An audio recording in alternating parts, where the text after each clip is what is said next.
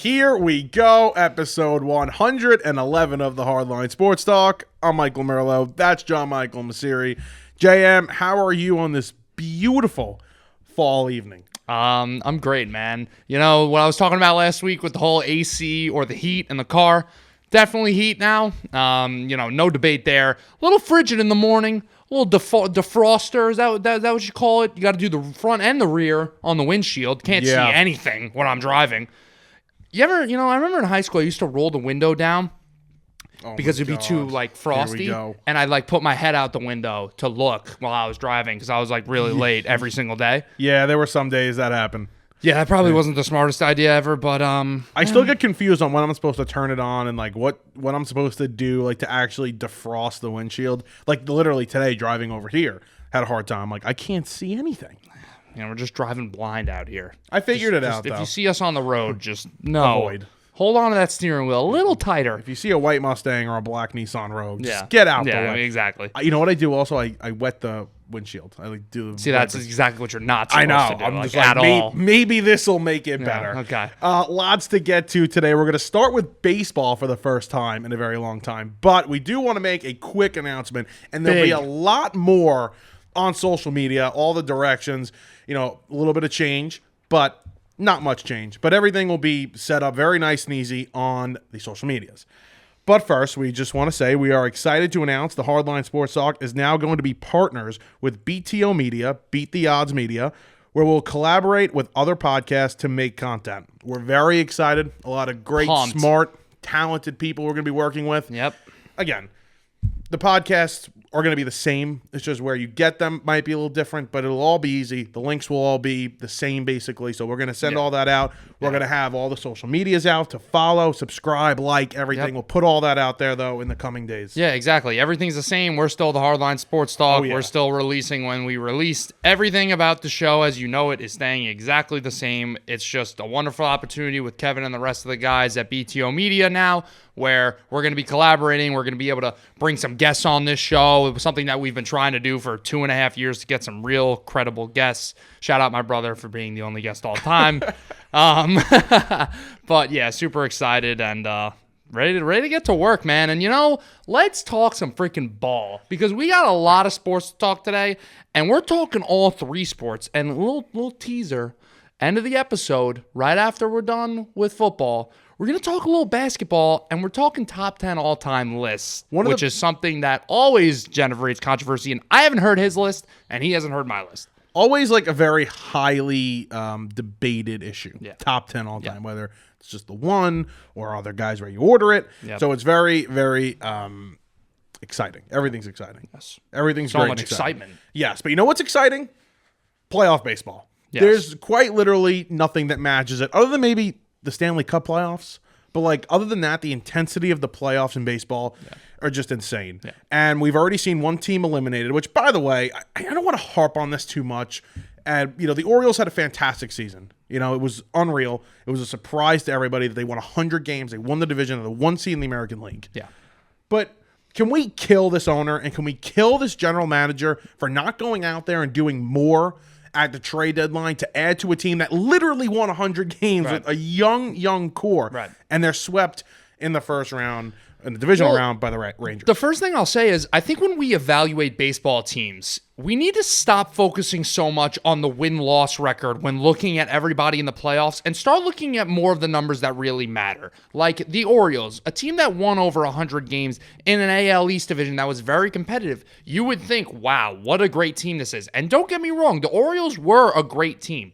Their win record was a little mistelling, though. A lot of one-run games, a lot of wins in one-run games, a lot of concerns about that roster that kind of got overlooked as we went into the playoffs because of that first-round bye, because of that amazing season that they had. But guess what? The pitching crumbled. I mean, not to discredit the Rangers' offense. The Rangers' offense looks phenomenal. It's why I said that they're going to go to the World Series. They just are mashing their way through everybody right now. But those were some big question marks for that Orioles team in terms of the pitching staff and all those one-run games. And is this team legit?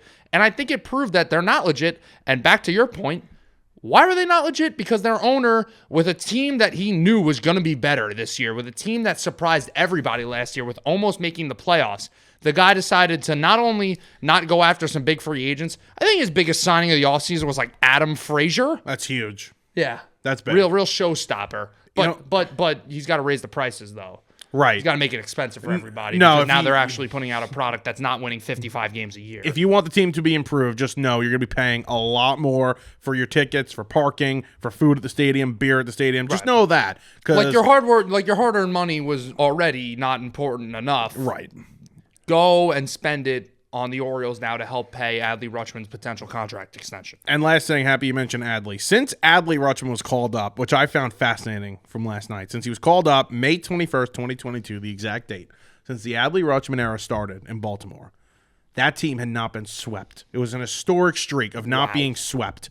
They were just swept in the postseason for the first time since then by the Rangers. That's how impressive this series was by the Rangers. And you mentioned it last week when we were talking. You thought this team was going to go to the World Series. They have that feel right now of that team that is just getting hot. It always happens every year. And they limped into the playoffs. This was not a guarantee that they were going to make the playoffs. They had a really brutal road trip at the end of the year. And I actually have this right here. They hadn't played a home game since September 24th. Before last night. Right. Ended the season on a 7-game road trip, lost the AL West on a tiebreaker, had to fly from Seattle to Tampa to face the Rays in the wild card round. Swept this. A very impressive run here by your Texas Rangers. Your is a strong word, but very impressive run by the Rangers, what they're doing right now. And we could sit here all day and just talk about, wow, the Rangers look so good, and, let's see how they do in the next round. I want to get a little more in-depth with this team because in baseball, we're constantly trying to say this is how you build a team to win. And you need to have X, Y, and Z, 2 really good starting pitchers. You need to have that true ace, and you need to have that really good bullpen. The bottom line is there's no true way to build a baseball team, whether it's having this strength in a position group or spending through free agency or developing your prospects or whatever you do. The bottom line is you need a talented roster to win in this league and in any sport, obviously. The Texas Rangers have taken an approach that not many other teams have taken. They have their couple guys of homegrown talent. You have your Jonah Himes and your Nathaniel Lowe's and your Josh Youngs. But you also have your Corey Seagers, your Mitch Garvers, your Marcus Semyons, your Nate Eovaldi's, your, sorry to hear it, but Jacob deGrom ended up, they don't even miss the guy. Your Max Scherzers, your Jordan Montgomerys, your John Grays. Like, this team, half the roster at least, and more than half of their, I'm sorry, I didn't mention Adolis Garcia has been a great piece for them, homegrown guy. But, by the way, good job Cardinals trading him. All these guys that are coming over from free agency and through trades that are making a lasting, huge impact for your team. I mean, Corey Seager right now looks like one of the best contracts in baseball history. Because what do we always say, Murr? We say, you sign a guy to a 10-year deal, it almost never works out. Even if they perform to the standard you're expecting them to play to, it always just seems not to work out. I don't know what Corey Seager is going to look like 8 years from now. Yeah, that's a crazy statement. But right now, he's playing better than what they expected. You can't judge the contract, though, because if he has a terrible last 3 or 4 years, you're going to say, oh, my God, what a terrible contract. He's outperforming the contract right now. They are getting a MVP bat that you maybe saw flashes of in L.A., and they are getting that right now. Yes, but he is the main reason right now why this team is in the ALCS. No, I completely agree with that. He's their best player 100%, but we cannot say just because he overperformed in the first couple of years of the contract does not mean that it's just automatically a great contract. Because you don't think that the Rangers are a front office is doing front flips right now? No, of course they are, but we can't judge the contract of the first 3 years. You have to look at the contract at the end of this deal. At the end of this deal, for the last 3 or 4 years, he is terrible. And I'm not saying he's going to be, but if he's terrible and they're paying this guy, $32 million a year at the end of it, they're going to be begging to get rid of him. Then you're going to look at the contract a little differently. Of course, but I think that I would be overall thrilled right now if I'm the Texas Rangers, and he's playing, when you compare him to the other salaries that these shortstops are getting, like your Xander Bogaerts and your Francisco Lindors and Trey Turners, he is the best one right now by far. He's the best shortstop out of those guys. The Lindor thing throws you off? Lindor and even Turner, they had great years. You want to compare him to Bogaerts, who was not so great this year. Do any of those guys have the capability at the shortstop position to have MVP just all across the board? If you blindfolded the position, you would think that's a first baseman or a right fielder's offensive stats, and it's a shortstop's. Yeah, the offensive stats are obviously important, but you're also talking about one of the more important defensive positions in the sport, and a guy like Francisco Lindor plays fantastic defense. Yeah, but I also think that the what were we talking about with Seager when he was potentially going to the Yankees is to move him to third base. I think that's in the plans for Corey Seager, is to become what his brother was, become a third baseman, and that's fine. That's what a lot of these shortstops do anyways. Manny Machado is a different story, but... Yeah, I wouldn't... I understand what you're trying to say. His offensive numbers are better than those guys, 100%. Yeah. But overall shortstops, those guys are definitely in the conversation of some of the best. Corey Seager... Yeah, he's been great. He played about 119 games this year, right? He had 33 home runs. If he played more games that's not for Shohei Ohtani in his league, he would be winning MVP. Yeah. He would be the MVP of the American League. He maybe Judge didn't get hurt either. And by the way, played a good defensive shortstop this year as well. Yeah. 6.1 FWAR in 119 games is phenomenal. He's the best shortstop in the league. Yep. Right now, 100%. The Dodgers, I'm sure, are kicking themselves. They don't have him, and we'll get to them in a little bit. But yeah, this is a team that when they went up 2-0 a couple weeks ago, I saw the World Series odds change, and they were the favorites. Mm-hmm. And I thought plus 360 the other day. It's probably a lot less right now. They are the clear favorites, and we'll talk about who they're going to play in a little bit. First, let's go over to the NL side quick, because the Phils, and I'm getting a lot of hate. I'm getting a lot of hate from a lot of our friends here about my take on the Philadelphia Phillies and how jealous I am of their sports city at the moment, because it's fantastic what's going on in Philadelphia. But the Phillies win tonight, 10-2. They take a 2-1 lead over the Braves. By the way, the Philly fans doing the chop today at Citizens Bank. Again, I don't like the city of Philadelphia. I don't like their teams. I am rooting for the Phillies to beat the Braves because of my hatred for the Braves at the moment. That was sick, because the Brave fans are just the absolute worst. And by the way, did you see them throwing crap on the field the other night? Yeah. We talked about that. Yeah. All fair. The catcher's interference, they're throwing things on the field. Grow up, please. Terrible fan base. Terrible players, attitudes, every fan base throws stuff, though. Just about all of them do it. We've seen the Yankee fans do it. We've seen the Blue Jays fans do it. We've seen the Braves fans do it. We've seen three terrible fan bases. Okay, then every fan base has their idiots. We know that. You really think at the end of the day that a sober 45-year-old guy with his kid there is throwing a beer onto the field? That's all the drunk idiots at the game that, I've never seen Met fans throw things on the field. Because Mets fans are renowned for being these civilized, normal people from New York that normally goes together. But the Yankee fans are nut jobs. They are. Anyways, this is a conversation for a different day. But they are nut jobs. This Phillies team, it is like you're watching a movie, basically, when you watch this team play playoff baseball. Bryce Harper out here is he trying to become Babe Ruth of Philadelphia? Because he's doing a pretty good job at it right now. It seems like in any big moment, any clutch moment, it's he's probably going to hit a home run right now. He fits the Philadelphia mold. And I didn't even see this drama with Orlando Arcia, who, by the way, is the most overrated player in baseball, and the fact that he was an all-star over Francisco Lindor still pisses me off.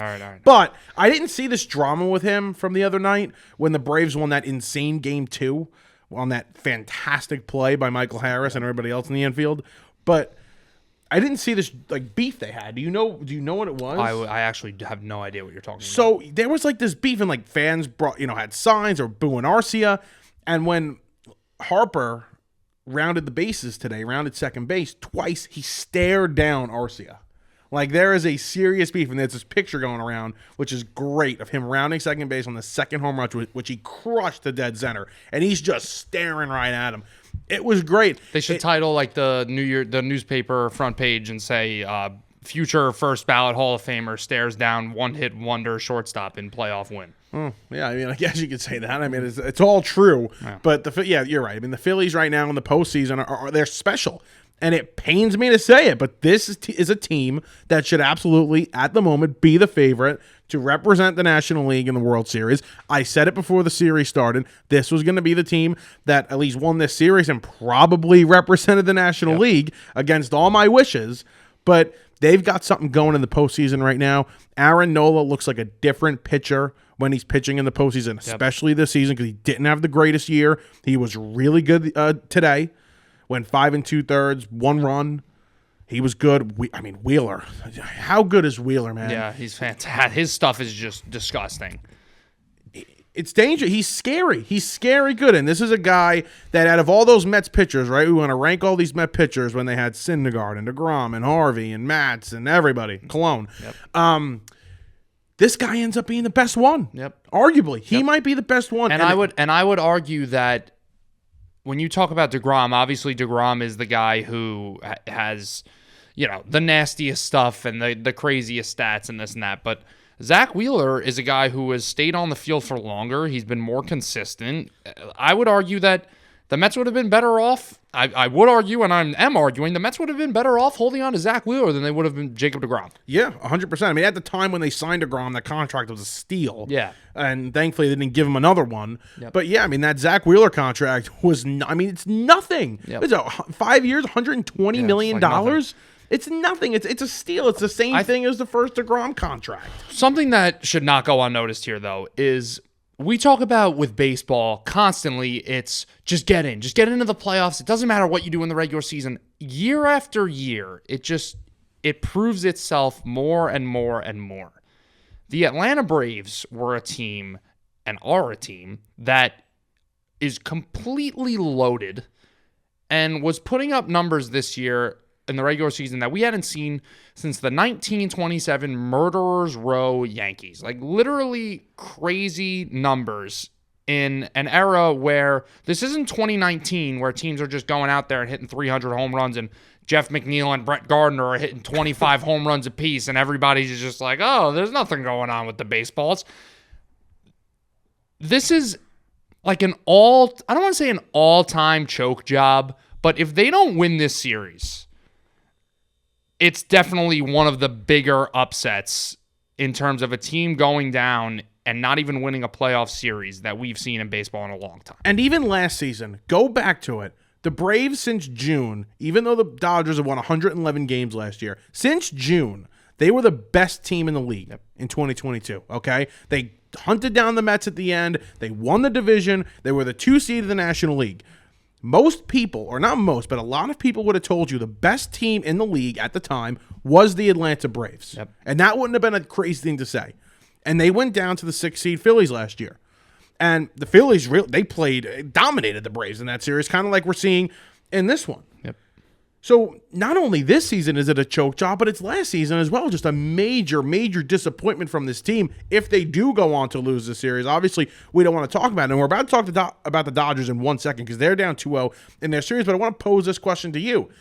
Do you think that these teams that get the bye, like how much does this bye affect? Why are they struggling so much? Well, that's the thing is I was trying to go through this all day of trying to understand, well, is the bye just hurtful rather than helpful? And the data shows and backs up that the bye helps teams. I mean, when you look at teams that have a rest advantage, their win-loss record around the league is higher than teams that have rest disadvantage. You just statistically speaking, it's not a gigantic difference, but there is a slight advantage for teams that have longer days of rest compared to the team that they're playing. Those teams tend to win more than 50% of the time. So the bye clearly is helpful. It's not something that's supposed to be, we don't realize that it's hurting teams. Who knows? Maybe the playoffs are a different story. They have more days to think about it. They get in their own head. I don't know what it is, but it seems like these teams that have the home field advantage and have the rest, they just can't seem to capitalize. And it happens a lot, dude. Like, remember the Indians in oh boy, I'm testing my knowledge right now. I want to say, or 2017, the team that lost to the Yankees in the ALDS with the 22 wins in a row. Yeah. That team was like this Braves team, was supposed to walk to the World Series. Didn't happen. It seems to happen every year. You know, I heard Brandon Hyde, the manager of the Orioles, right before the Ranger series was starting, and the interviewer asked him, do you think this break hurts? And he made an interesting point that this is the longest break you take all season long. Yep. For any team. It's longer than the All-Star break. So it is different, but I see this excuse for the teams about, that have the break, and it just doesn't make sense to me. Because do you think the Philadelphia Phillies wanted to send Ranger Suarez out there in Game 1 at Truist Park? No disrespect to Ranger Suarez. He's had a good season. He's had a really good couple of years for what they need him to do. But do you think that's who they want started Game 1 against Spencer Strider? Of course not. Okay? So this excuse that the bye hurts, figure it out. If you're the teams, figure it out. There will be methods in which, it will change, I'm sure, to get your teams ready while you're going through this bye. But at the end of the day, please stop making this excuse. Okay? Listen, I thought about it last year. Is it possible that these teams are just able to get hot? Yep. Because they're playing more games in the wild card round than usual? You're just playing the one game? Maybe that's a theory. But at the end of the day, if you're the better team, if you have the home field advantage and you're able to line your pitching staff the way you want it to be, there's really no excuse here. Well, other than maybe the wild card team is able to get the juices flowing earlier and get hotter faster. I think it's just, this is baseball. Like, that's baseball, Susan. Yeah. Like, literally, this is just baseball. It's a game where there's a million different stupid cliches and sayings, and unfortunately, like, they might be true, is you're only as good as your starting pitcher that day, and you're only as good at what have you done for me lately? You're only as good as how you hit today, and stuff like that's kind of the way it works, and it sucks. It's, a game with the most random outcomes, but that's just the way the cookie crumbles, and it makes you think, like, when you're watching a regular season game and when you're a Met fan watching last year against the Braves and worrying about winning your division, and you're a Yankee fan worrying about winning the division, whatever team you root for, and you're so worried about these regular season games, it makes you think just, okay, are we making the playoffs? Yes. All right. Yeah, whatever. Well, that's who cares what happens? It's funny because I said something early in the season, or even before the season started. I said I want the Mets to have a terrible April and May. Remember when I said this? Yep. And figure it out in June, go on a run, be a wild card team, have low expectations, and go on a run in the postseason. Yep. And ended up being true, except they had a terrible June, too, and July and August and September. But the low expectations, the being in the wild card round, it may help. It's just, you're right. Nobody can explain baseball. There's no exact science. If there was, it'd be easy. Right now, the Twins and the Astros are heading to the bottom of the ninth. So hopefully when we're done with the Diamondbacks-Dodgers series quick after talking about this, that game will be over. But the Astros are up 3-2. They're 3 outs away from advancing to play their division rival Rangers. I can't believe the Dodgers are down 2-0. I mean, I cannot. Yeah. It makes absolutely no sense. No disrespect to the D-backs, but it does not make sense to me. Yeah. And I got to say this, though, because maybe it shouldn't come as such a surprise. When you talk about the best 1-2 punches in the league, like the Diamondbacks have to be up there, especially with what their two number one starters did this year with Zach Gallen and Merrill Kelly. Yeah. Yeah. I mean, Zach Gallen, you follow that guy Pitching Ninja on Twitter? I saw this with the curveball and the fastball. The Zach Gallen, we don't realize sometimes when we're watching the game the art of pitching and that guys are sometimes doing things on purpose. You see the guy throw a 95-mile-an-hour fastball not at Freddie Freeman's head, but head level of Freddie Freeman. Easy take for Freeman. And the next pitch, on the same plane, he throws a knuckle curve that ends up spinning right down the middle, and Freeman just buckles at the knees and looks at it because it looked exactly like that fastball that was right at his eyes. So Zach Gallen has some nasty stuff. Merrill Kelly is a guy who has had a pretty underrated couple of years here now. He's been a reliable starter for this team. This Diamondbacks team, man, that offense...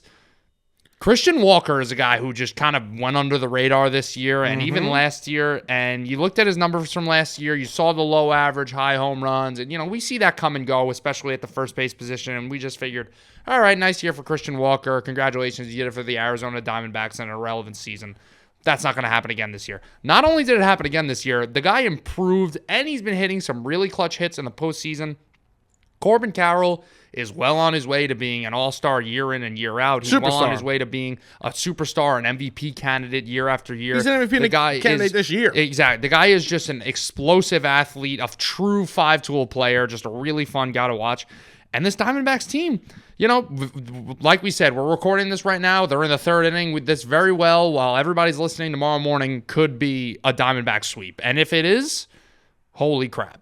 Gabriel Moreno, they got him from the Blue Jays, correct? That was their good job, Blue Jays. That was their top prospect. Yep. What was that trade? It was that Dalton Varsho. Lourdes Gurriel and Moreno for Varsho. And Gurriel had a nice year for them. No, at least he started out having a good year. And at the time, the trade was like, what the hell are the Blue Jays doing? I think the Blue Jays could have used the 24 homers and 82 RBIs and the 772 OPS. Yep. And the 23-year-old catcher. Yeah, that definitely would help them. But it's interesting. They made some moves at the deadline. They added Paul Sewald, right, who was the closer for He's closing games. He was the closer for he was having a really good year. Varsho had a terrible year, by the way. Yeah, Sewald was having a good year for the Mariners. They were questioned for that move. How you like your boy Tommy Pham? Tommy Pham. Arizona Mets? Is that what we're seeing right now? Listen, you know, you could root for them. We don't. Met fans are not in the greatest terms with Paul Sewald, but what did he do? Did he like? It was he didn't flip off the fans. That's Jesse Winker, but he did something. Winker. It was so weird because he had saved the game in 2022 when he was with the Mariners, and he had just celebrated really obnoxiously, and then after the game was like, they never gave me a chance. I don't know if you remember this. He had a 5 ERA career as a Mets for years. Relax. The guy was an irrelevant. He should have been pitching for the Binghamton Mets. He's lucky he was in the MLB. Garbage time reliever. Yeah. But the Arizona Mets, 100%. Yeah. So we can root for the Diamondbacks. Listen, they might be my only hope to beat the freaking Phillies or the Braves. Yeah. Whoever wins that series. I mean, because seriously, Diamondbacks, Phillies, could you imagine? Imagine you told me that before the year started. Yeah. And I'd have Rangers, Astros. I'd have to get you sent to a hospital immediately to get evaluated. Oh, my God, that's nuts. Did you bang your head? Are you all right? No. Phillies, Diamondbacks? Diamondbacks are actually here, guys. Yeah. And now we've got a final in Minnesota. The Houston Astros, for the 7th straight year, are going to be headed to the ALCS. So, big congrats to them, right, JM? Let's give them a nice congratulations. Go Stros. Like you mentioned before, the Battle of Texas now in the ALCS, and we'll see who comes out on top. Go Stros, baby. Let's go. Gave out the Stros to a bunch of my friends as a AL winner. They had decent odds. I'm just glad I haven't heard anything about Mattress Mac or anything this postseason. Oh, no, you must have missed it then. God. By the way, there must be something sticky on this back of the chair because I just got stuck to it. But anyway. Pause. So he was supposed to throw out the first pitch. No, we don't know. This is fine. We don't have to talk about this. I was I was happy. No, it's actually an interesting story. No, I was happy I didn't hear about some old dude who owns a mattress company who bets millions of dollars. He's cool on baseball. He's cool. We don't have to. It's not just on it's not just baseball. But anyway, he was supposed to throw out the first pitch one of the games. But we're gonna talk about and MLB had to shoot it down. You know why? Because nobody gives a crap about. No, people definitely give a crap about Mattress Mac, but they had to shoot it down because MLB is partnered with Mattress Firm, and that was not allowed. So there we go. That's why we had... what a riveting story. I'm going to make that's going to be the thumbnail of this podcast. I think we're going to name it Mattress Mac in a Drama Mattress War. I thought you would have liked that because MLB can't have fun. I don't had to shoot it down. I don't care who thinks I'm miserable, because I am miserable about the Houston Astros. I don't give a crap about anything that organization does. They own you, so that's really it. They do. Wow, the Diamondbacks up 3-0 right now Christ. In the bottom of the third. Holy crap. So if they finish this off, they will be headed to the NLCS to play the winner of the Braves and Phils. Let's see how they do it. That's crazy. We are going to move off of baseball now before you do it. What? They hit 3 home runs in the third inning. I was going to say, the Los Angeles Dodgers, a team that is known to just be such a great organization. Still on baseball. And, just real quick. I'm kidding. I'll talk baseball all night. We're throwing out Lance Lynn, who looks like he just got picked up off the street. He's the guy who's in your local pizza shop. he's got grease all over his shirt. Hold on a minute. Looks like this is not an athlete. All right, all my Shane Gillis fans out there, he looks like freaking old Charlie, like Shane Gillis talks about in his segment. Hold on a minute. 47-year-old alcoholic Lance Lynn is out here trying to save the Dodger season. What are we doing? Hold on a minute, okay? Lance Lynn was a pretty decent size trade option at the deadline, okay? Yeah, with his 6.5 ERA coming to the Dodgers. All right, no. So when he first got to the Dodgers, he was off to like a crazy start. Yeah, people were like, how do they fix these pitchers? Ended up being not terrible. He had a 4.36 ERA. Yeah, how'd that go? Won 7 games. Yeah. But, season on the line, I want Lance Lynn. Well, what are they going to do? Build a better team. Who do you want? Kershaw? Build a better team. Oh, sorry. Another home run? I was just on the live feed. Gabriel Moreno, home run. Wow, 4 home runs in the inning. Good job, Blue Jays. That's going to be it for the Dodgers here. All the guys we just talked about with like Moreno and Walker, like they just hit home runs. So yeah. We just looked smart. And by the way, like, yeah, there's stops in the recordings. We didn't go back in time. Like, that was before. That was legit. No. That'd be cool if we could go back in time, though. We can if we want. We can make it seem like we go back in time. All right, if you went back in time, what's like the first thing you're doing? Don't make it weird. Where are you going? You can't like. We're taking away anything like you can't mess with any of like the space-time continuum. You can't mess with any major events. I don't know what that means. Like everybody goes back and says like, oh, like I'd kill baby Hitler or something like that. Like that doesn't count. That's crazy. Not to get weird with, I would, but that like that you can't do anything like that. Simple. It's got to be personal to you. It's so simple. I would go look at a lottery ticket. No, make sure I get that lottery ticket. I would go back to the time that I went to my first Jets game and say, "Hey, buddy, just put on this Patriots hat real quick." Giants. No. Giants. Be a Giants fan. Nope. I don't know. I mean, I really have to think about that. I don't know. Maybe not be a Mets fan. Maybe not be a Giants fan. Yeah. Yeah. Those are both good. I think I would have cared more about school. I wouldn't have ate crap every night. Yeah. And good run. Oh, hold on. In-play runs real quick for the... Jeez, 5-0. I would have became a Dodger fan. Hold on. Maybe it's the same home run. Yeah, they're just showing it again. Oh, good. Good job MLB game day. 4-0, by the way. Dodgers done. Dodgers are dead. Wait a minute. But all seriousness, they did lose all these pitchers. I mean, they lost Dustin May. They lost Walker Buehler. Yeah. Like, what are they going to do? They built the team. Yeah. Just didn't go the way planned in the postseason. All right, football, because we spent way too much time on baseball. Little football here, obviously, heading to week 6. But let's talk a little bit about week 5, because the biggest game of the week, you had it, 2-star, nailed it. Mm-hmm. The 49ers just destroyed the Dallas Cowboys, 42-10. I think the biggest question now, the two biggest questions are, because we know the 49ers are the best team in the league. Like, that's not a debate anymore. It's the 49ers. Right. But I think the question is two questions. One, is Purdy an elite quarterback? And two, are the Dallas Cowboys overrated? I'll take an L. I was wrong on the Cowboys again. Okay, I believed in them again. All right. They're Don't not go good. there yet, because I've they seen like. enough. Yes, they looked awful, and Dak is the real story here. I wouldn't just say the Cowboys, and I know the team is led by the quarterback, but I'm more concerned about Dak than this Cowboys team right now. What I would say about Purdy,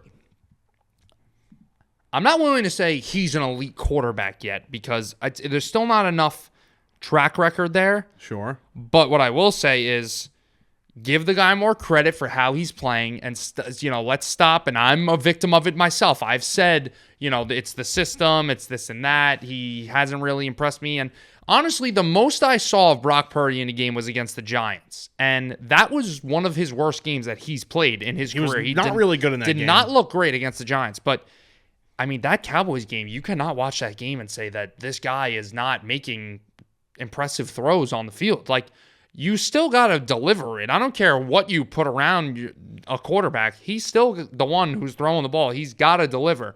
He delivered and then some. He was creating in that game against the Cowboys. There becomes a time where, sure, guys are playing really well in their system, but you almost forget about it because you just see them playing so well consistently. It's like, okay, this guy's just a really good player. Yeah. And the thing with Purdy, and you could compare it to other quarterbacks that have played in this system, look at Trey Lance. Trey Lance couldn't figure it out, right? Jimmy Garoppolo, like, sure, he was at his best in San Francisco, and he was a solid quarterback over there, but is he great? No, go watch the guy play in freaking Vegas. He's terrible. Yeah. Okay?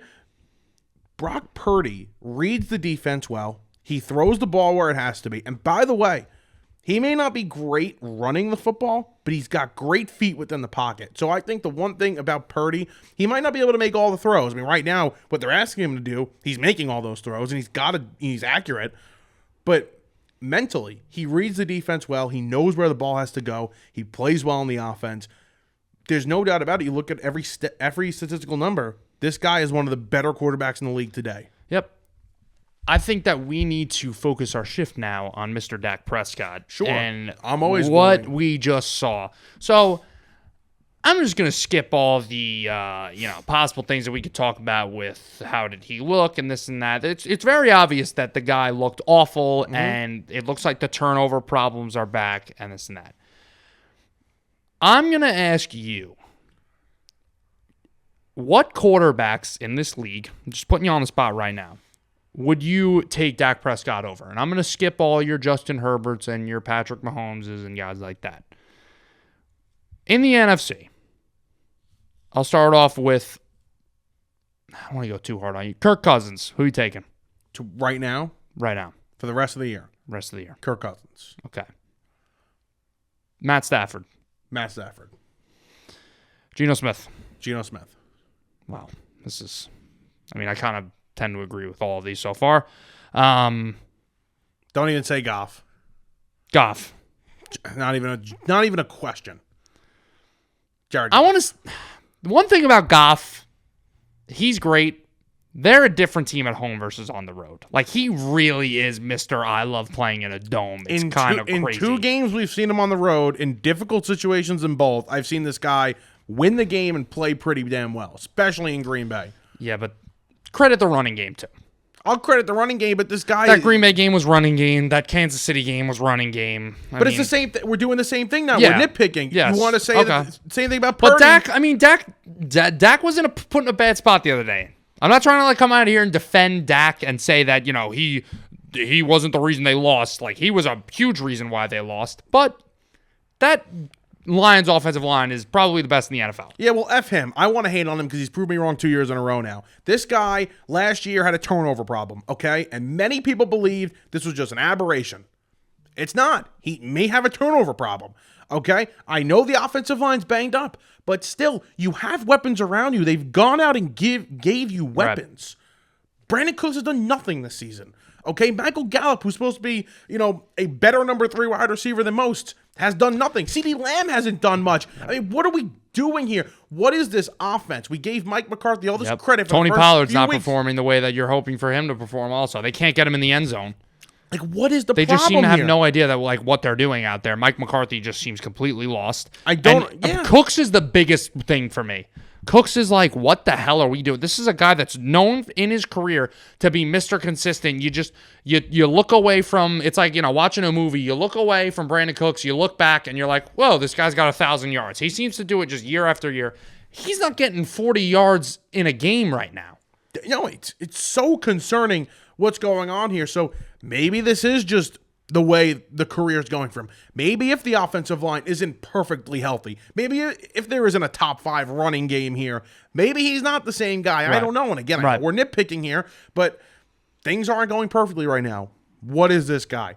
And Geno Smith has some things going on, right? They don't have the greatest offensive line. So can you win with Dak? I think you can win.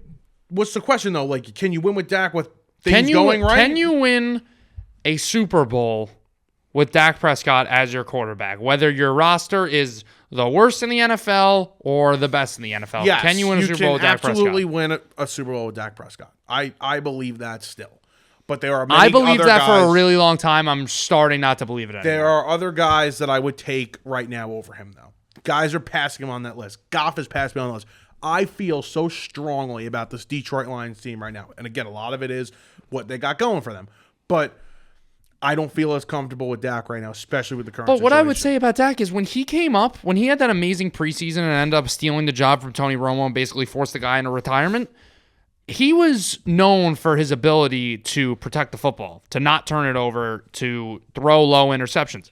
Now he's becoming a guy where it seems like they're improving his role in the offense year after year and trying to let him air it out more and more, and turnovers are coming with that. So it makes you think, was this guy just the type of player like we talk about with your Daniel Joneses and guys like that, where, you build a simplified offense around him and just tell him to take care of the football and make plays with his legs, and he does a good job of that, but is he capable of taking an offense to a next level? But I got to look at when Kellen Moore got there. He did it that one year in 2021 or 2020, whatever year it was, when he threw 40 touchdowns. But is it a Dak problem? Is it a Mike McCarthy problem? Is it both? I probably think it's both. I don't know what the hell they were thinking with allowing Mike McCarthy to take over the place here. I hated that Mike McCarthy coach signing in the first place, and it's gone through its ups and downs and said maybe it was the right hire, maybe it wasn't the right hire. I still don't think it was the right hire. And I hate the fact that he's calling plays. But my reasoning and defense for him calling plays was that Dak, I didn't think, could handle the oversimplified offense that Kellen Moore was trying to run with him. I didn't think he was capable of that. He got worse when things got more complicated. When you look at him early in Kellen Moore's tenure, when you look at him early in his career, it was simple. Running the ball, get the ball, where the guys are open, simplified offense. Right. This is what I thought they would be going to. Right. Back to that, run the ball, be good, don't make mistakes with Mike McCarthy calling the plays. They just haven't been. They're also doing way too much zone running, which is really weird considering how great their offensive line is. I feel like they're afraid to run outside of the tackles. And you have a running back in Tony Pollard, who's one of the fastest running backs in the league. Out there. And you have great tackles on your team. You have Brandon Steele, who you just gave this big extension to. And it just seems like they're afraid. Obviously, it starts with running inside the tackles, but you also want to run outside the tackles a little bit and use that speed of this running back room that was the biggest criticism of them in the offseason was there's not a lot of power, thick running backs on this team. There's a lot of guys who are just burners. And they considered bringing Zeke back. Yeah. And by the way, we're talking about the offense. The defense still has the same problems as last season. They can't stop the run. You can gash this team. No matter who you are. We saw, and listen, give the Cardinals credit. They've played well. But the Cardinals gashed them. They're playing well up front. But you can beat this team up front. And you know what? We sit here and we praise Micah Parsons. Trent Williams had his way with Micah Parsons last week. I mean, if Trent Williams walked up to Canton, Ohio right now, they'd roll out the red carpet for him and say, please, welcome. Pick wherever you want to have your bus put, please. Yeah, listen, Micah Parsons, we haven't really heard his name the last few weeks. Yeah. They lost to Arizona. You talked about it, how they were able to contain him. They ran right at him. Against Dallas, I don't really know what he did against Dallas, but I haven't heard his name much. Only defending Daniel Jones every week. But what has he done? We want to talk about what this have you done for me lately? Exactly. So. And that's why what I said last week when we say after every game, we say, oh, this is an ultimatum for this team. This team is this good and blah, blah, blah, blah, blah. It changes after every single week. Yeah. And, let's move on here, though. Rest of the NFC, because the rest of the NFC is NFC is better than we thought. Yeah. Right? I think there's a lot of teams here. Especially at the top. Especially at the top. You have the two best teams in football. But I'm ready to call the Detroit Lions a top 5 football team in this league. I think they are one of the more well-coached teams in this league. Their offensive line may be the best offensive line in football, if not the second best offensive line in football. Them are the Eagles. What they're able to do offensively with that offensive line, they could do anything they want. And Jared Goff is running this offense. We forget Jared Goff went to the Super Bowl. Yes, he had really good weapons and a really good coach. What's the difference right now? They have who will 100%, teams will be lining up, inviting Ben Johnson, their offensive coordinator, to be the head coach of their team at the offseason. Whoever fires their head coach first, that's going to be the team that wants this guy, unless Jim Harbaugh comes back. But this is going to be the guy that people want. They are so well coached offensively. They have the best offensive line in the league, one of them. They have really good weapons. Like this team, I am a full-blown believer in this Detroit Lions team. They're going to win this division going away. They're the third best team in the NFC. And I think the gap between the 49ers and the Eagles is bigger than the gap between the Eagles and the Lions. What? You're going crazy. First of all, did I just hear you say that they're a top 5 team in football? Is that what you just said about the Detroit Lions? They're a top 5 team in football. I have to check my power rankings. Pretty sure I had They them are, 5. and that second statement about the difference between them and the Eagles versus the Eagles and the 49ers is just objectively not true. I mean, yes, this Lions team is playing great football, and I agree with what you said that they are, yeah. After Dallas's performance last week, I'd agree that they are better than Dallas, and they're the third best team in the NFC. Not even a question. But hold your horses a little bit, relax. Let's not ignore this cakewalk schedule that the Detroit Lions have been on here, okay? You win the Kansas City game without Travis Kelce and without Chris Jones and with Kadarius Toney not knowing how to catch a football. Not going to take it away from them. They played a good game. A win is a win in the NFL. A win against the defending champs on the road. That's a great win. You lose to the Seahawks, who are a team that seem like to still be struggling to find their identity right now. Like we know what the Seahawks are. They're a good football They're team. playing good football, but we're still waiting for them to kind of catch their stride a little bit. Then you play Atlanta at home, the Packers on the road, who look like a bad football team right now, and the 0-5 Panthers at home. So yes, they're playing good football, but I'm not gonna come out here like it's a little ridiculous to come out and say that, especially that the gap between them and the Eagles and the Niners and the Niners are here. People can't see what I'm doing that are listening right now, but the Niners are at the top and the Eagles are right there. And I'm very excited to watch these two teams play against each other because I think they're the only two teams that could beat each other in the NFC right now. From what we've seen so far, I think that's crazy to say. Why? Because, again, Philadelphia is winning games. They know how to win games, and they're fantastic up front. But we've seen some weaknesses from this team. They're not blowing teams out of the water like we're seeing San Francisco do. Like, I think when you watch these two teams separately, it is clear that the 49ers are better than this team. And we haven't seen this Eagles team hit their stride yet, and they're about to play a tough part of their schedule after this week against the Jets. It's... You mean now? No, after this week. Like now. After this week against the Jets, they'll be starting, I'm pretty sure, their tough part of their schedule. I mean, and I'm excited to see that part of the schedule because I think that's really going to reveal what this team's about. But the same thing with your precious Detroit Lions right now. They got the Bucs on the road, which is going to be a really good game. It's that new game of the week, and I think it's going to be a much closer game than maybe some other people think. Mm-hmm. Then they got the Ravens on the road.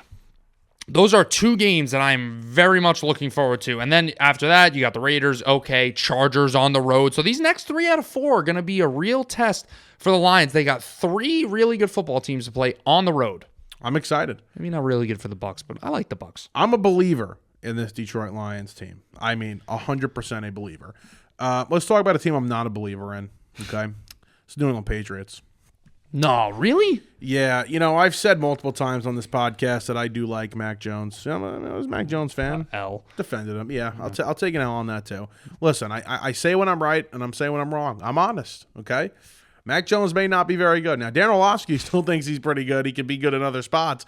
I don't think so. I think Mac Jones is just bad. I also don't think he's got a lot working for him right now. But Mac Jones is not a very good quarterback. Can I ask you a hypothetical question before we get to if Bill Belichick should be gone or not? Sure. Let's say Bill Belichick is gone. Okay. Hypothetical. He's gone. And let's bring it back to my team here quick, because he used to coach for my team. He won the Super Bowl a very long time ago. Yep. This question was posed to me today by a friend. He asked me, he said, let's say the Giants have the number 1 overall pick, and you're considering letting go Brian Daboll, and you can bring in Bill Belichick. Don't. Do you let go of Daboll and do you hire Bill Belichick? My answer will surprise you. Oh, okay. I thought you were going to say, do you trade the pick for Belichick? No. Oh, Jesus. Okay. Do you let go of Daboll and bring in Bill Belichick? My answer will surprise you, and it would surprise a lot of others. I said no. I will not. I will stick it with Daboll. Stick it out with Daboll.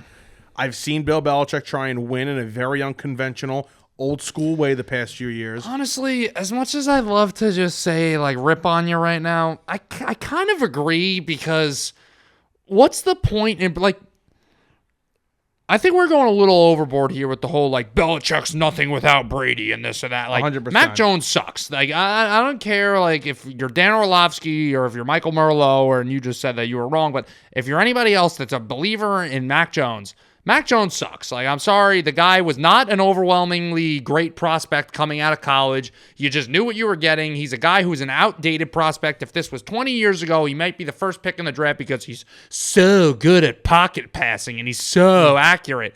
But unfortunately, that's not how the game's played anymore. You need to actually have legs under you and awareness to extend plays and move in this league now. That was mean. So, I'm sorry, Mac Jones. I'm sorry if I hurt your feelings. I would say no, because I didn't finish my Belichick point. Your little comment threw me off there. Bill Belichick is not the only reason why Mac Jones failed. I don't think a lot of coaches could have done great things with Mac Jones. And ask Kyle Shanahan, who we love to anoint as this like quarterback whisperer and having this great system. They very well could have drafted Mac Jones number 3 overall and instead chose Trey Lance. Nice pick, there's a debate on who actually wanted it, and I'm pretty who wanted Trey Lance and who wanted Mac Jones. A lot of people thought that Shanahan wanted Jones to run the offense. Right. Possible. Could have been possible. But you're right. Right now, in the current situation that Mac Jones is dealing with, it's almost impossible to succeed. Right. I mean, it's not a good situation. The weapons aren't there. The offensive line is just bad. But why do it with Belichick, too? Like, yeah, he's done a great job in New England over the years. He's, maybe the best coach of all time. He's the greatest coach of all time. He had, the greatest quarterback of all time. So it's always up for debate of, who needed who more. I think obviously at this point we know that Belichick needed Brady more than Brady needed Belichick. And I think Belichick would have admitted that, too. Yeah. And I think he has But you admitted ask that. any player, they have that whole Patriot way about them. And, Belichick is clearly a guy who knows what he's doing. He was one of the best coordinators in the league, like you said, with the Giants and his brief stint with the Jets. To say that you wouldn't take Belichick, though, now I'm still trying to make a decision on this because I hadn't thought about this yet. So you're saying you literally fire Brian Daboll and bring in Bill Belichick if you could do that. Yeah. Would you do it? Yeah. And you have the number 1 overall pick. You're going to draft a quarterback. You're going to, essentially restart. I know this sounds crazy. Like, I'm sure there's plenty of people listening right now that are like, what the hell are you talking about? Take Bill Belichick. The only thing that worries me is bringing in that rookie quarterback, Caleb Williams. And by the way, if this is a scenario for the Giants, I don't care who you have. You're doing cartwheels right now because you're getting Caleb Williams. I will do the cartwheels. Yeah, just I know how to. I'm gonna have to train for a little bit. I don't know. No, if I've I ever can seen do you a cartwheel. I can do a cartwheel. You definitely can't do it. I can 100% do a cartwheel. All right, we're gonna hold you to that. Yes. Maybe you can get a video of me doing. Take a video cartwheel. of yourself doing a cartwheel. No, you could do the video so it doesn't so you don't pretend it's edited or you don't claim. Okay. Yeah. Cartwheel. Me. Done. Yeah, I'm doing it. I'm taking Belichick. Change my mind. I'm not. I'm get not. There like it's Bill Belichick. You gotta take for a second. Yeah, it's Bill Belichick. You make it sound so easy. But I'll tell you right now. Don't let Bill Belichick draft. Please. The guy is not a good GM. He's a good coach, not a good GM. That's awful drafter. That's the problem. And for in a realistic situation, and we're talking about the Patriots, like if they're going to move on with Bill Belichick, can let him be the coach. Then if Robert Kraft does not make him resign here, they have to at least strip him of being the general manager. They have to. They have no choice. For the betterment of this franchise, he has to stop being the general manager of this team. You know what they're going to do, though, right? If Belichick's the coach. What? First move, Cole Beasley, max contract extension.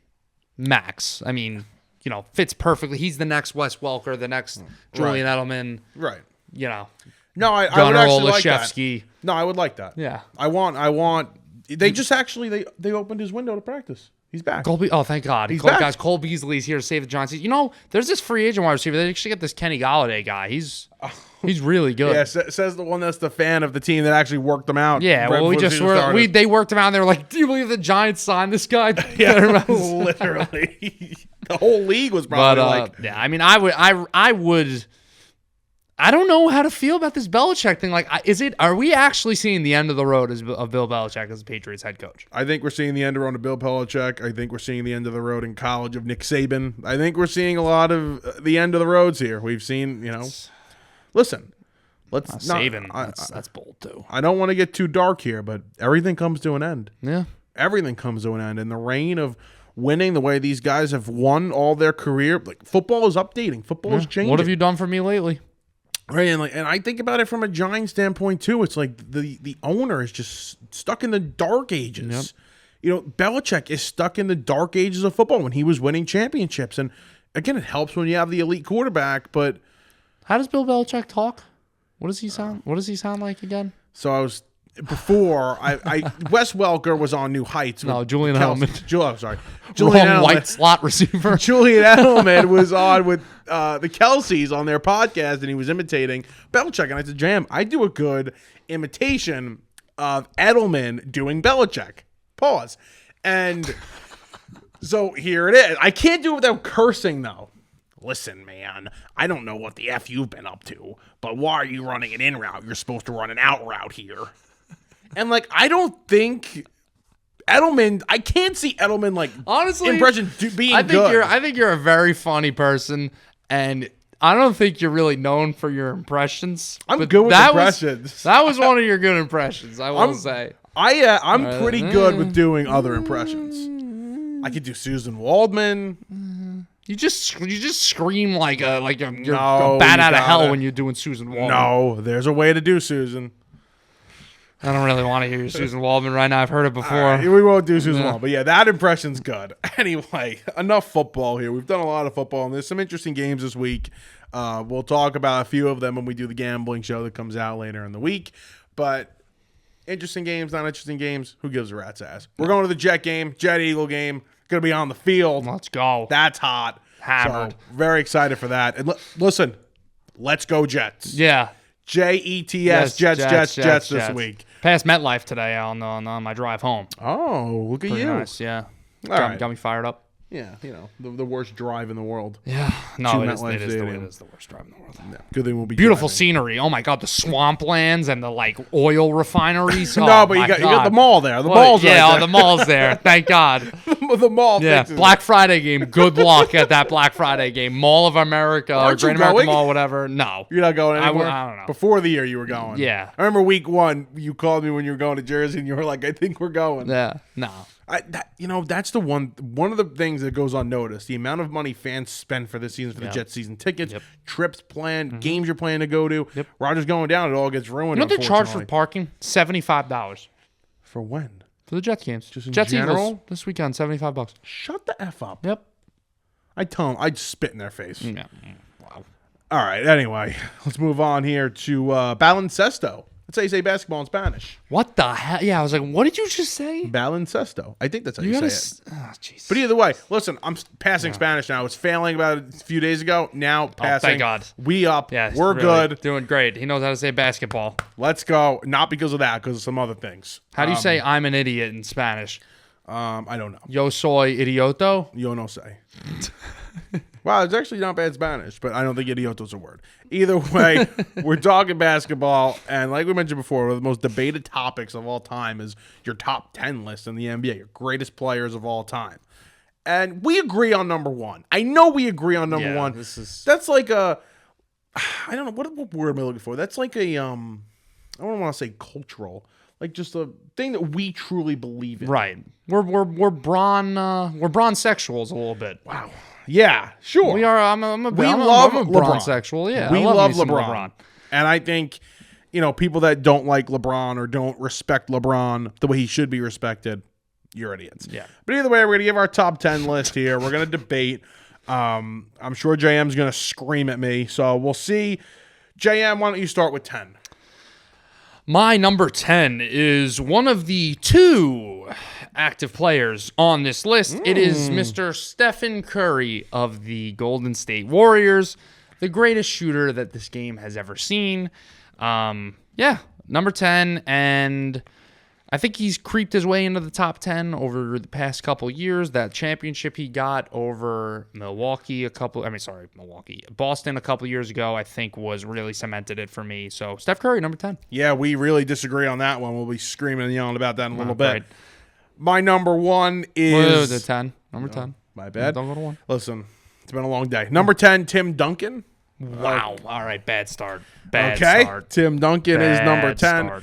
What do they call him? Mr. Fundamentals? Yeah, big fundies. Big fundies. No, that's not what they call him. They don't call him Mr. Fundamental? No, they don't call him big fundies, but I like that word. I think it's funny. That's Keith Hernandez. That's what I call guys in 2K that are like post scorers and are like old heads playing. No, you're stealing it from Keith Hernandez. It's big fundies. That's like funny. Yeah. No, fundies. I don't know. I don't care about fundamentals. Yeah, exactly. Oh my God, you're smart. You just put that together? Yeah, that's Wow. what Keith Hernandez says. Either way, Tim Duncan, not the most exciting basketball player of all time, but truly one of the best. Played on, I guess you can call it a dynasty or just one of the greatest runs ever for as long as the Spurs did it for with Greg Popovich. Won a ton of championships. Yeah, I have Tim Duncan at 10. Yeah, moronic. Okay. Number 9, I have Mr. Rest in peace, Bill Russell of the Boston Celtics. He passed away. Oh my God! You did not just say that. Did he? Am I that out of touch? This is a bad look for the show. Are you serious? Is it recent? They literally, it was like a year ago. They literally, every NBA team wore a 6 on their jersey this year for Bill Russell. Oh, yes. Well, who'd you think that was for? No. Landry Fields? I didn't notice that, but I do. Okay. Now I remember. Okay. But it's not because of the 6. I don't remember noticing that. But I do remember he passed away. This is going to take 45 minutes. Yes. Okay. Bill Russell, number 9. My logic there is, I know people might have him higher. I've seen him as high as 3 on these lists. What are we doing? Those people are idiots. I think you're going to see a clear bias for me towards the players that played before, like, the 1970s here. So that's why I have him as low as 9. Alrighty. Number 9 for me, and I actually would have liked to get him higher on this list, but I couldn't work it. Okay, Shaquille O'Neal. What? One of the more dominant basketball players of all time. A guy that you truly could not stop. Okay, 9. Just impossible to stop. Okay, Shaquille O'Neal, number 9. Can't tell the story of basketball without this guy. One of the greatest players of all time. Legitimately, you could not stop this guy. Unguardable. Yeah, you would think he'd be higher than 9 on this list, but no, of course not. Oh, really? Yeah. Really? All right, number 8. You're going to see how the list works here, and then you'll see why he's 9. Right. Okay. There's a reason to this. There's a method. There's a method to this madness. Number 8. Once again, might be a little hot take. I don't care. Played too long ago. Number 8, Wilt Chamberlain of the Los Angeles Lakers / Golden State Warriors. Had a, little stints there. I think they might have been the... I don't want to say California Warriors. They might have been something else, not Golden State when he was playing for them. But anyways, Wilt Chamberlain is number 8. Guy had 100-point season, 100-point game, which I believe was true. There's a lot of people out there that say that wasn't true. There's no documentation of it, and there wasn't no a 3-point line and this and that. He dropped 100 points. Cry about it. Unfortunately, he was playing with a bunch of plumbers, so that's why he was able to average 50 points and 25 rebounds. Not to take it away from the guy, was a phenomenal basketball player. What more could he have done? That's the same argument I use with Babe Ruth and guys like that who had these stats that were so far and above everybody else. What else did you want the guy to do? So Wilt Chamberlain was probably born in the wrong generation. I think he would still be a great player. In today's NBA, I don't think he'd be the best player in the league, but I think he would certainly be an all-star caliber player. So I'm giving him his respect as being a top 10 player of all time, but 8's as high as I'm going to put him. Yeah, well, I am one of those conspiracy theorists, I think. That he did not score 100? There's no proof. Okay. No proof. Anyway, 8 is Bill Russell. You kind of mentioned it before. I saw this guy so high on this list. And again, rest in peace. I'm not trying to disrespect the guy. But, he's not 4, he's not 5, he's not 6, he's not 7. He's closer to the bottom of the top 10 here. Obviously, has the most championships, but he played so long ago. Great defender, great rebounder. I think the scoring would be a little higher, but it wasn't. Only averaged about 16, close to 16 points a game. We'll go Russell at 8. I think that's enough respect there. All right, my number 7 is, by the way, it's The Big Fundamental is the official nickname. Tim Duncan, longtime San Antonio Spurs. You made me think I was wrong. I just made that up out of my... Well, you said Mr. Fundamental. I said Big Fundy, Big Fundamental. Okay? You said Mr. Fundamental, so you were wrong. Apologize. Anyways. I wasn't wrong. I was right. By the way, you ever look on Basketball References nicknames? Apparently, he was called the Big Fundamental, Groundhog Day, Old Man Riverwalk, and the Stone Buddha. Not sure I heard any of those before besides Timmy and the Big Fundamental, but very impressive resume over his career, Tim Duncan, and a guy who at the end of his career, like, don't get me wrong, everybody knew he was a Hall of Famer. Everybody knew all the championships, but still for some reason felt a little underrated. And he still feels that way, but I'm not underrating him here. I got him as the 7th best player to ever play the game. Yeah, crazy clearly. resume, 15-time All-NBA, 15-time All-Star, 15-time All-Defensive. A lot of 15 times here. 2-time MVP. He's got an All-Star Game MVP. He's got 5 championships. He beat LeBron and that amazing Miami Heat Big Three team. Don't get me wrong, he had Tony Parker, Kawhi, and Manu Ginobili and some other guys on that team, but he was the main focus of that team. Tim Duncan, the 7th best player to ever play the game and the best power forward of all time. Wow, very nice. Okay. In a positionless basketball now, we basically play. Yes, forward or center or guard. We play positionless basketball. Okay, number 7, Magic Johnson. Okay? And listen, you know, this might sound crazy. Oh, it's hurt. This is starting to hurt. Mike, who do you got ahead of him? Well, we're going to get to that in a minute. He's going to do it. He's going to do it. Magic Johnson, one of the greatest basketball players of all time.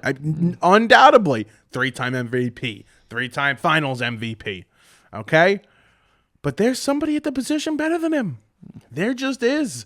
I'm sorry, folks. I'm sorry, old heads. There is somebody better than him, okay? Not disrespecting the guy, not disrespecting the old heads. Magic was great.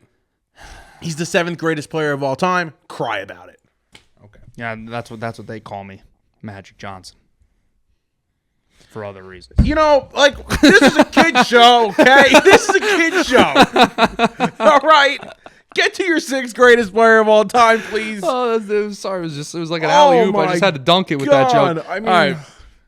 Number 6, the man who is maybe the weirdest player in NBA history because he just, like, worked on his farm and was just a weird guy and just gave you buckets with his super high shorts.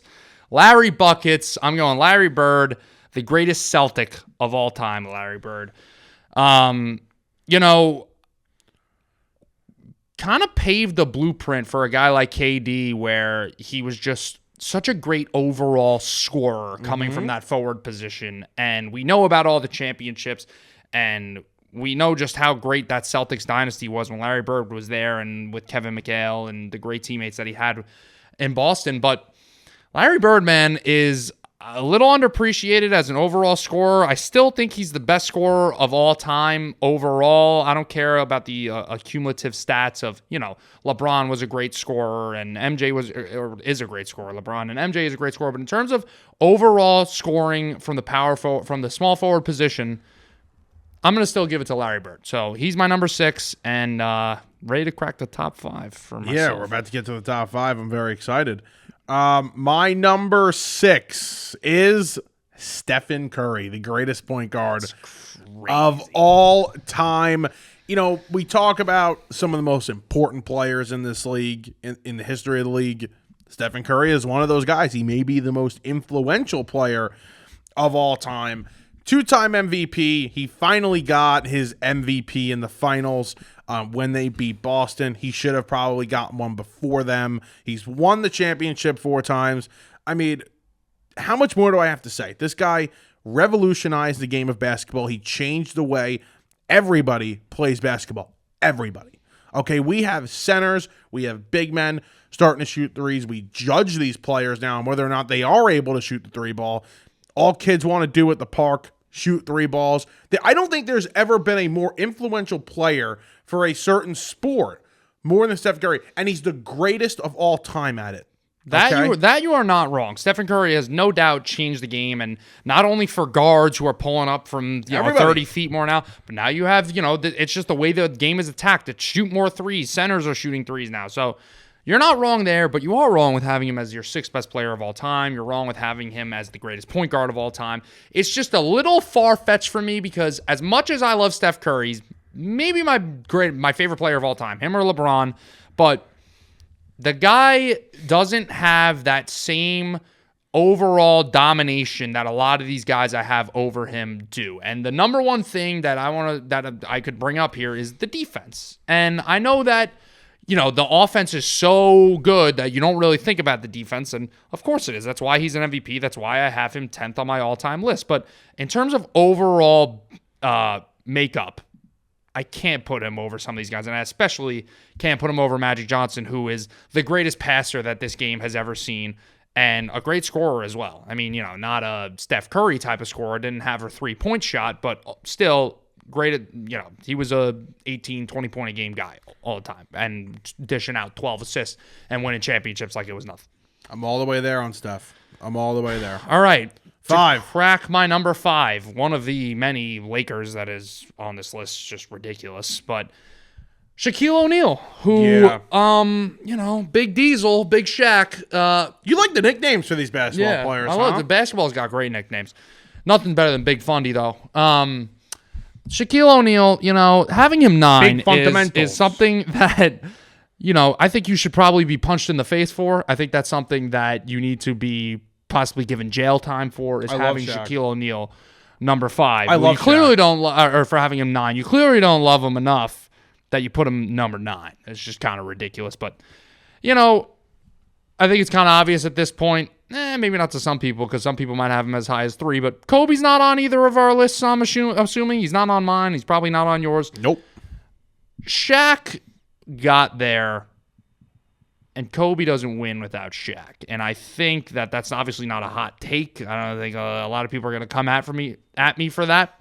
I'm coming at you. The ability of Shaq to just dominate the game and play in a way that we really had never seen before, especially in the modern era. And a guy his size, the only downfall of this guy's game was he couldn't shoot. And he's a center in the late 90s and in the 2000s. It was not even required that you had to shoot as a center. And Shaq would still be phenomenal in today's game. So Shaquille O'Neal, a guy who I wish stuck it out with the Lakers for longer or with the Magic for longer, and we could have seen just how great he could have been, and maybe a shortened prime, because towards the end he really was just bouncing around with the Heat and with the Celtics and the Cavs and teams like that, and never really seemed to find a home towards the end of his career and just sort of fizzle out. But Shaq is one of, if not the most dominating player that we have seen play this game, and that's why I got him number 5. Yeah, dominating, 100%. That's the word to use, Shaq, in every single way. Let's see, do we have any other nicknames for Shaquille O'Neal? We have Shaq, Diesel, the Big Aristotle. I've actually heard that one. Superman, I don't really hear that. Shaq Fu? No. Shaq Daddy. Oh, yeah. And Warrior. I don't know, that's corny as hell. They just ended on a corny note. But great announcer, too. Great job, Shaq. Great commentator. I love Not Shaq. Announcer, commentator. As a human, I love Shaq. Yeah, great person. By the way, I found out what happened with RC. If we have time at the end, I'll shoot that out quick. Okay, number 5 is Wilt. You mentioned it, one of the greatest scorers of all time. I mean, you look at, the basketball reference page, it's like, holy crap, he scored that many points in a season.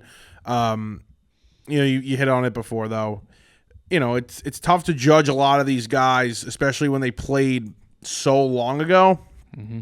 But, I mean, you look at some of these numbers, and they're so dominating. It's like, again, what were you supposed to do? All you did was absolutely dominate the league, be the best player in the league. So, when you do it in the way in which he did it, dominate the league at that time, I'm going to have him as one of the top 5 players in the league.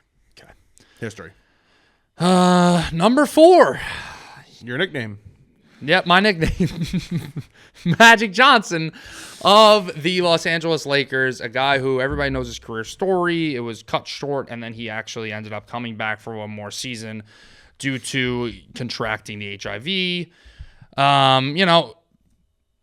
Guy's the best point guard of all time. I have him as the highest point guard on this list. He was a great scorer, like I said. He's a 3-time MVP. He's won 5 championships. You talk about you can't write the story of basketball without this guy. Magic Johnson is not only the best point guard of all time and has all the championships and this and that, but Magic Johnson stands out because the guy was a 6'9" point guard, which was unheard of in the NBA, especially at that time.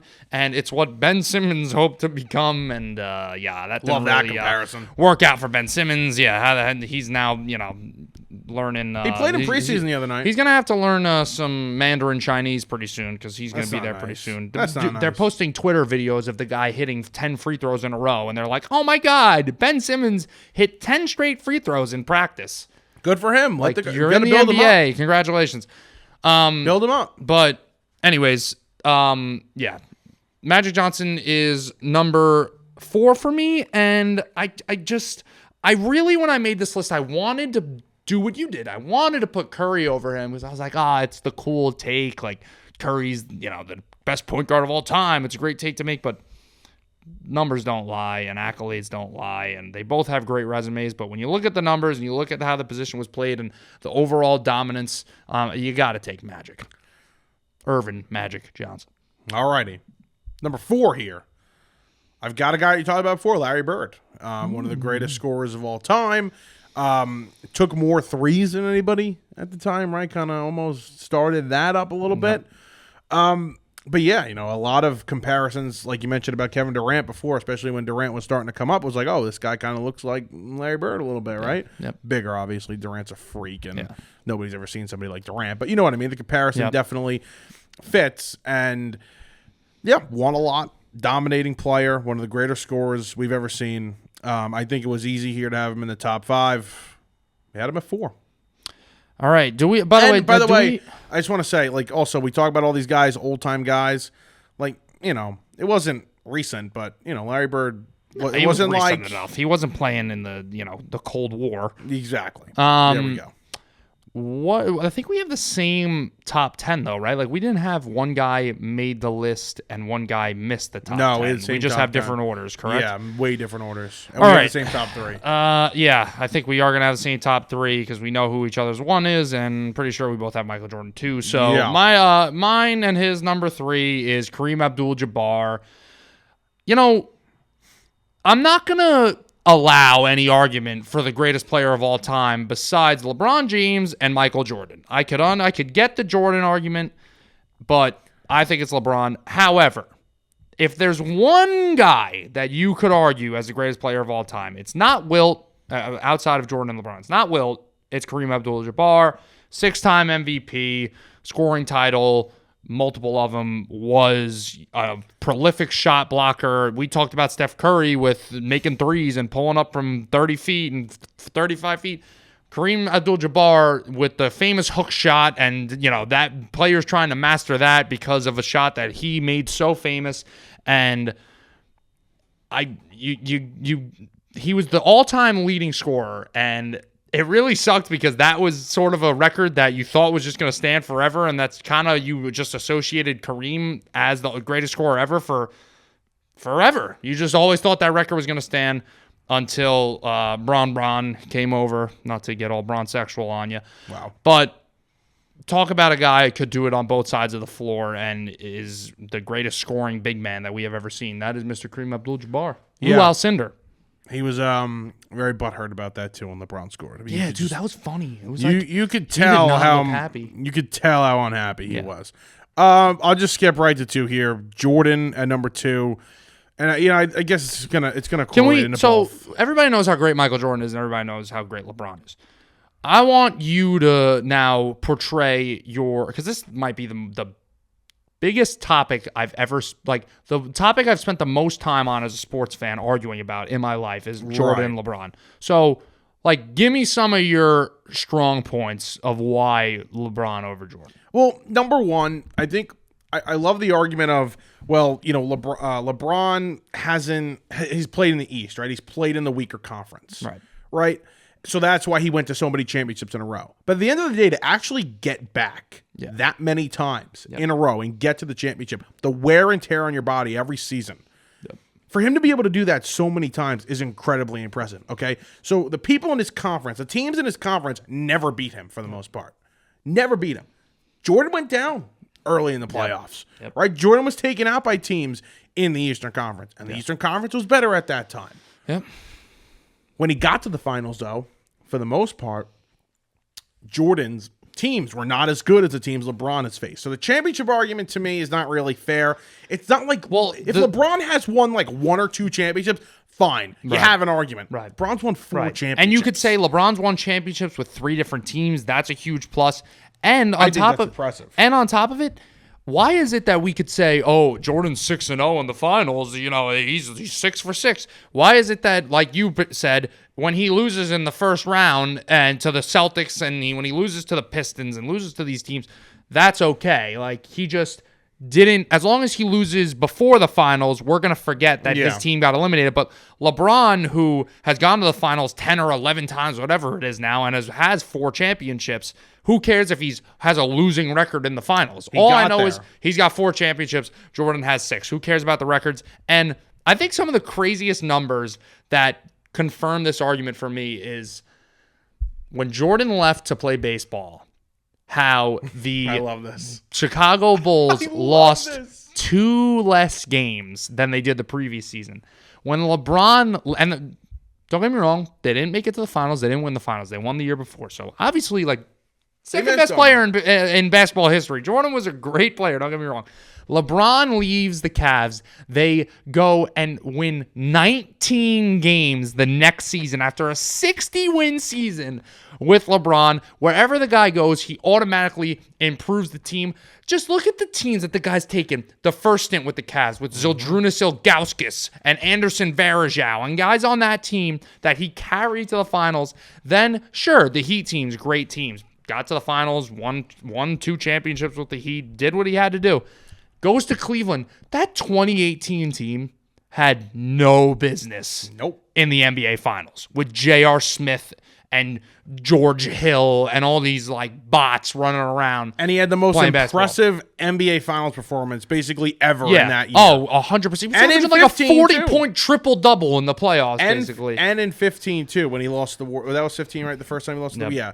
That year too. So it makes no sense. I'll cut it off there. I feel like if we ever get more into this topic, I want to bring on somebody who feels of the opposite view, because I don't want to bore people all day with me and you just talking riding about LeBron. riding LeBron. I didn't want to say it, but yeah, riding LeBron. We like Bron. That's what you got to know. Oh, I just got scared. Vikings head coach Kevin O'Connell talked about Jordan Addison going 140 miles an hour in a 55-mile-an-hour zone, but that happened this offseason. He's fine. Yeah, I was going to say. Yeah. All right. I think that's going to do it here. Episode 111 in the books. Again, look out for our social media accounts. We're going to have all the pages you have to follow. Beat the Odds, BTO Network. Very, very excited to join. BTO Media. Don't screw it up now. I know. Network, media, same thing. Be on the lookout for all the social media pages. Follow, like, subscribe. Thanks so much.